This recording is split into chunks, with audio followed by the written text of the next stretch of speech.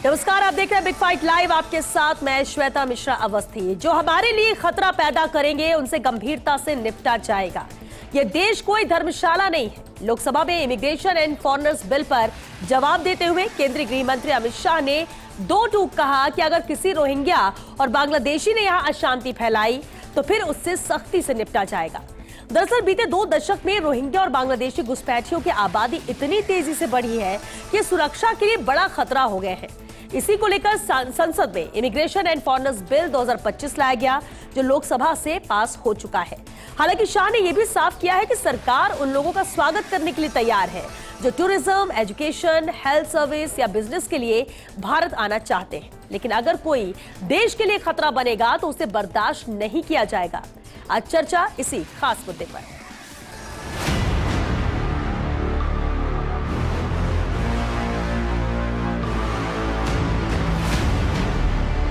चाहे रोहिंग्या हो, चाहे बांग्लादेशी हो, अगर यहाँ अशांति फैलाने के लिए आता है तो बड़े कठोरता के साथ उनके साथ मान्यवर व्यवहार।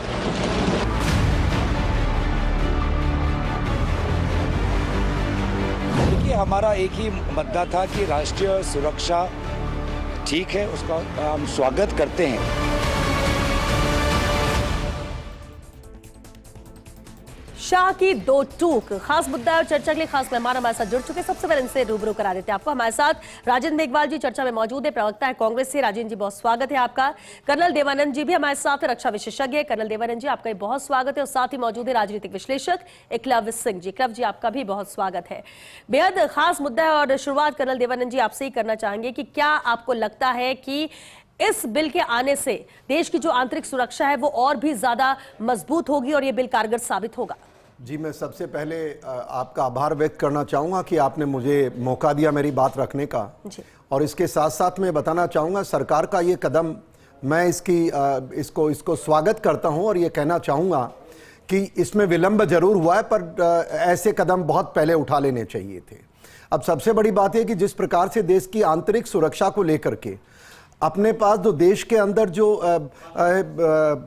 बांग्लादेश का हो या बर्मा का हो या ये जो बाहर के जो लोग आकर के यहाँ खतरा बने हुए हैं, रोहिंग्या जिसके अंदर से बहुत बड़ा एक तत्व है, तो ये पिछले कई वर्षों से आप देखिएगा कि ये शुरू होते हैं इसके बर्मा के क्या नया नाम इसका देश का, म्यांमार के बॉर्डर से शुरू होते हैं, जम्मू कश्मीर के हमारे कैंट के पास में जाकर के स्थान मिलता है। तो ये कहीं न कहीं बहुत बड़ा खतरा था। और इसके अंदर सबसे बड़ी बात देखिए, जो अभी मौजूदा जो दुनिया के हालात चल रहे हैं, जिस प्रकार से बांग्लादेश के अंदर उथल पुथल हुई है और भारत के इंटरेस्ट की अनदेखी करने वाली उनकी एक तंत्र आज मौजूद है। उन्होंने पिछले 6-7 महीने में जिस प्रकार से भारतीय सुरक्षा के ऊपर प्रश्न चिन्ह लगाने का प्रयास किया, जहां पर 4332 किलोमीटर का जो बॉर्डर है और भारत का बांग्लादेश के साथ सबसे बड़ा हमारा बॉर्डर है, इवन पाकिस्तान चीन के साथ भी इतना बड़ा बॉर्डर नहीं है। और ये क्योंकि शांतिपूर्वक का हमारा काम चल रहा था। और मैं हमारी सरकारों को बधाई देना चाहूंगा जिस प्रकार से पिछले 10 वर्षों में हमारे रिश्ते बहुत अच्छे हुए थे और जो ईस्ट के अंदर शांति का प्रभाव भी देखने में मिला।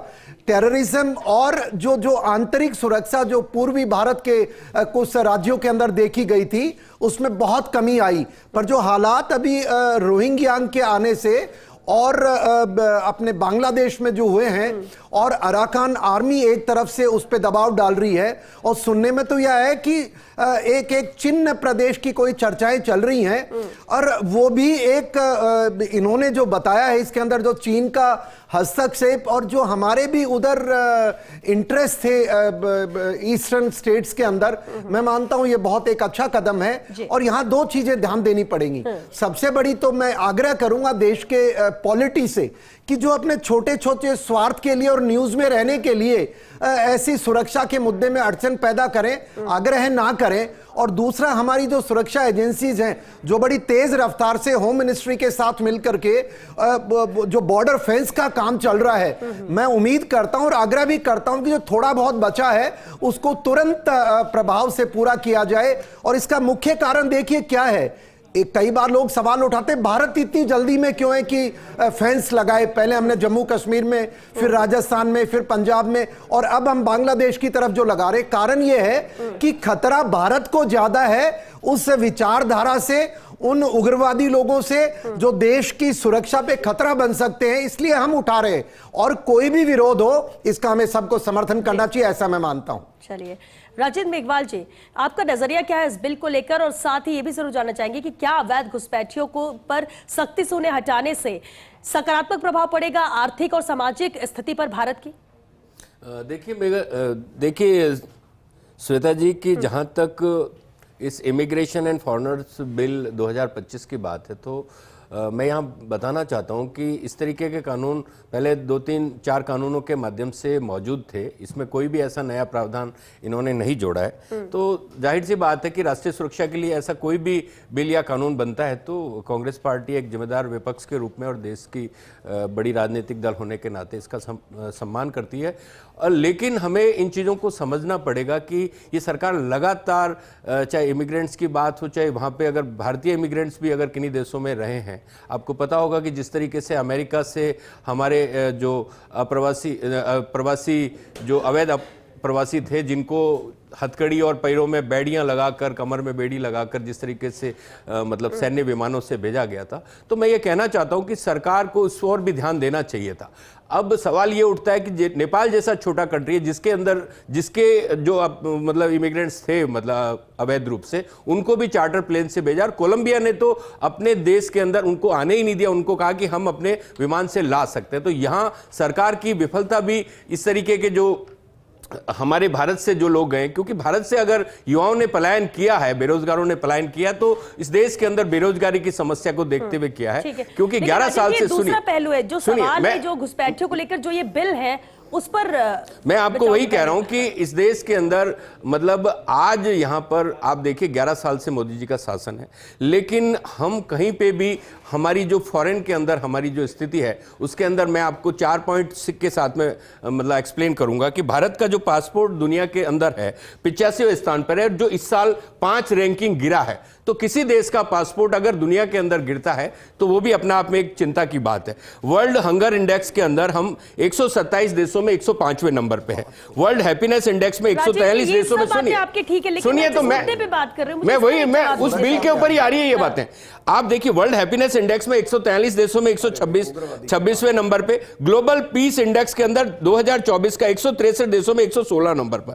अब आप बताइए, विदेश मंत्रालय के आंकड़े बता रहे हैं कि पिछले 10 सालों के अंदर 17.5 लाख भारतीयों ने इस देश की नागरिकता छोड़ी है, और उसमें भी सबसे ज्यादा मतलब ये हमारे करोड़पति देश छोड़ के गए, और उनका पता है 100 में से 22 करोड़पतियों ने इस देश को छोड़ा है, और देश के अंदर से जो जा भी रहे ना वो यूएई में जा रहे हैं। आप सोचिए, आज अगर देश में सब कुछ अच्छा है, वास्तव में अगर यहां समृद्धि है, सब कुछ है, तो ये लोग देश क्यों छोड़ रहे हैं? ये भी तो हमें इस बात को समझना चाहिए ना। ये आपने जो बातें रखी, लेकिन सवाल तो यहाँ रोहिंग्या अवैध घुसपैठियों को लेकर है, जिनकी संख्या बढ़ रही है, जिससे आंतरिक सुरक्षा पर खतरा है देश को, और इसके लिए ये बिल लाया गया। श्वेता जी, मैं आपको कह रहा हूँ, ये बिल लाया गया, इस पर जो लाया गया, क्या आप इसके साथ हैं या इसके खिलाफ? मैं इसके साथ हूं, मैं खिलाफ का मैंने तो सम्मान किया, लेकिन मैं आपको सिर्फ इतना सा कहना चाहता हूं कि ये बार बार, मैं तो कह रहा हूं कोई नया कानून नहीं है, कानून ऑलरेडी मौजूद था। आज उस कानून के प्रभावी इंप्लीमेंटेशन की जिम्मेदारी केंद्र की सरकार की होती है। आप देखिए 11 साल से मोदी जी सत्ता में है,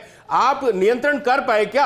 आप बांग्लादेशी करते हैं, रोहिंग्या करते हैं, लेकिन आप एक भी मतलब बांग्लादेशी को डिपोर्ट नहीं कर पाए, एक भी रोहिंग्या को आप डिपोर्ट नहीं कर पाए, लेकिन आप सिर्फ और सिर्फ मतलब वोटों के लिए इस तरीके के मुद्दे चुनाव के दौरान छोड़ देते हैं। क्या ये बिल मानवीय दृष्टिकोण से संतुलित है? एकलव जी, इस पर जवाब चाहूंगे, साथ ही एक टिप्पणी जरूर जो राजेंद्र जी ने कहा, क्योंकि आप उस वक्त कुछ बोलना चाह रहे थे। कि राजेंद्र मेघवाल जी जो माननीय कांग्रेस के प्रवक्ता हैं, उन्होंने एक बात सही कही कि यदि अगर भारत से कोई ऐसी ब्रेन ड्रेन की समस्या है, यहाँ से युवा अगर पलायन करते हैं, तो वो एक ऐसी इशू है जिस पे फोकस करना चाहिए, उस पे चिंतन करना चाहिए।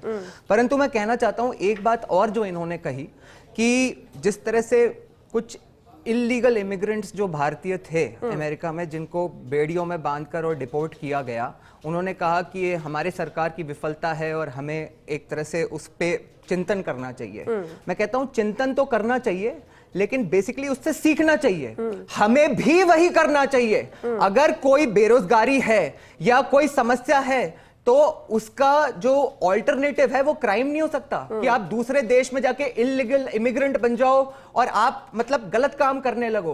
तो उसी तरह से जो हमारे यहाँ पे इस तरह का काम कर रहे हैं, हमें भी उन्हें बेड़ियों में डाल के बाहर भेजने की जरूरत है। ऐसे निकालना चाहिए इन्हें भी देश से बाहर, हमें भी निकालना चाहिए इसी तरह से। और देखिए श्वेता जी, स्ट्रॉन्ग नेशंस जो होते हैं ना, उनको सिर्फ स्ट्रॉन्ग गवर्नमेंट्स ही बना सकती हैं। और स्ट्रॉन्ग नेशंस यही करते हैं कि उनके देश में जो लोग इलीगली घुसे हुए हैं उनको इसी तरह बेइज्जत करके निकाला जाता है। ये है सबसे बड़ी सच्चाई। अब मैं आपसे 2-3 मुद्दे छोटे छोटे रख दूं श्वेता जी। एक बात तो यह है कि देखिए हमारे अगल बगल के जो पड़ोसी देश हैं उनमें हमने देखा है कि वहां पे जो गरीबी की स्थिति है, ठीक है, उसकी वजह से कई लोग तो ऐसे होते हैं जो वाकई में काम और खाने की तलाश में पहले तो यहां आते हैं, लेकिन फिर वो एक तरह से यहां पे जिहादियों का टूल बनते हैं। और देखिए इस्लाम की एक है ना पॉलिटिकल आइडियोलॉजी होती है जो एक्सट्रीमिस्ट होते हैं उनकी, कि हमें आबादी बढ़ा के और एक देश की डेमोग्राफी चेंज करनी है। तो यदि यहां पे आके कोई कर रहा है तो उस पे नजर रखना आवश्यक ही है ना। तो इसमें तो कुछ गलत है ही नहीं अगर उस पे अपने सरकार अगर उस पे अपने स्क्रूज टाइटन कर रही है।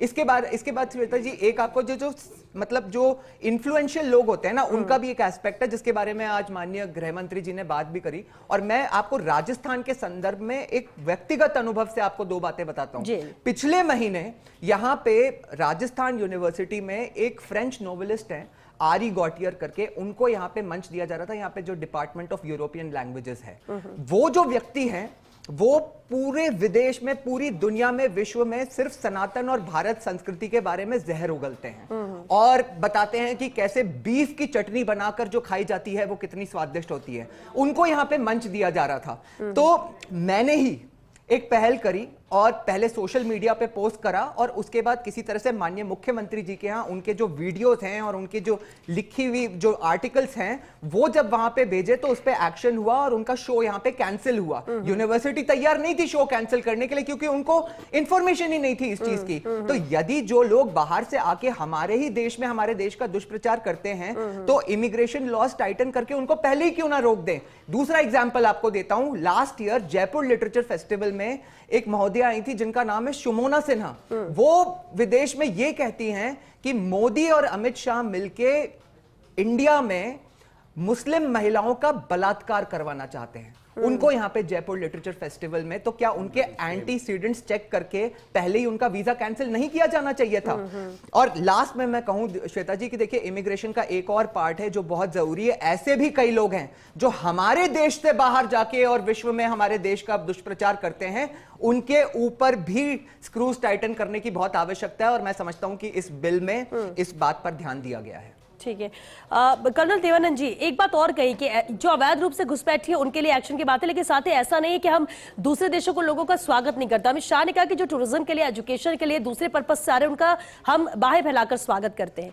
आपको लगता है कि अवैध घुसपैठी जो रह रहे हैं और जो आबादी बढ़ा रहे हैं, जो हमारी आंतरिक सुरक्षा के लिए खतरा है, उनके लिए और सख्ती की जानी चाहिए और खासतौर से बॉर्डर सिक्योरिटीज को भी बढ़ाना चाहिए? क्या इस पर कदम उठाया जा रहा है? देखिए, जो हमारे देश का नागरिक नहीं है, जो अवैध है, उससे तो किसी भी प्रकार की मेहरबानी नहीं करनी चाहिए। उसके साथ तो जितना सख्ती से पेश आए, मैं तो कहता हूं बीएसएफ कर क्या रही है? जो गुस्सा है तो गोली चलाओ। गोली दी किस लिए आपको सरकार ने, देश ने? ठोको उनको बॉर्डर पे, अगली बार एक को ठोकोगे 10 भाग जाएंगे। तो ये तो कहीं कहीं लचीलापन है। और ऐसे से रहम क्यों दिखाना? ये किसके लिए? हमारे देश के नागरिक थोड़ी हैं भाई वो।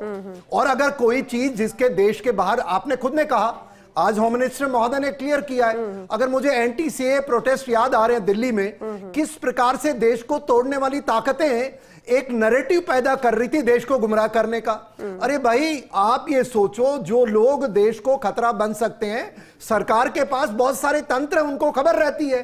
और अगर उनको कोई भी तरीके से, मैं सहमत हूं मेरे साथी जो अभी बता रहे थे किस तरह से हमको करना चाहिए, पर ये जो दूसरे प्रकार के जो प्रताड़ित लोग हैं, जो वहां पर दूसरे जिनको माइनॉरिटीज हैं, अगर उनको प्रॉब्लम है, कोई इलाज के लिए आता तो बहुत साफ कहा है उनको इजाजत मिलनी चाहिए, क्योंकि हम डेमोक्रेटिक देश हैं। हमारे कोई किसी इस प्रकार की नहीं है। पर एक क्लैरिटी होनी चाहिए, कोई भी व्यक्ति या तो किसी कोई नैरेटिव के अंदर, या कोई अंदरूनी ताकतें जो देश को कमजोर कर रही हैं, या किसी भी प्रकार से देश की सुरक्षा पे खतरा हो, किसी भी प्रकार से उसको नहीं आना देना चाहिए। और दूसरी बात, मेरा आग्रह है, अभी लिटरेचर फेस्टिवल का कोई जिक्र हुआ है, बहुत सारे देश में ऐसे नैरेटिव चल रहे हैं तो देश के अंदर आकर के हमारी संस्कृति, हमारे देश को बुरा भला कहते हैं, और हमारे देश के अंदर कई गद्दार ऐसे हैं जो उनका समर्थन करते हैं। तो मैं मानता हूं देश अब जागरूक हो रहा है, उन सब की जगह स्पेस कम हो रही है। पर जहां तक सुरक्षा का, आप देखिए बांग्लादेश में क्या हुआ, जब बांग्लादेश में डीप स्टेट का हाथ बताते हैं, जो भी जिसका हाथ है पांव है, सच्चाई है, वहां तख्ता पलट हुआ, वहां की उनकी जो राष्ट्र अध्यक्ष थी उसको भारत भाग के आना पड़ा। उसके बाद क्या होता है, देश को जानना चाहिए, इमीडिएटली उनके आईएसआई के पाकिस्तान के चीफ दौरा करते और हमारे बॉर्डर एरियाज में आते हैं, नंबर 1। नंबर दूसरा, वो वहां पर बॉर्डर एरियाज में वो ड्रोन्स को डिप्लॉय करते हैं, सर्वेलेंस ड्रोन्स को। अरे भाई तुम देखोगे क्या, तुम्हारी औकात क्या है? पर ये भारत को एक तरह से एक रिश्ते खराब करने का। तीसरी बात, भारत की सीमा में हमारे जो भी क्षेत्र पे काम हो रहे हैं, हमारी बीएसएफ बड़ी चौकस है, हमारी सुरक्षा एजेंसी चौकस है।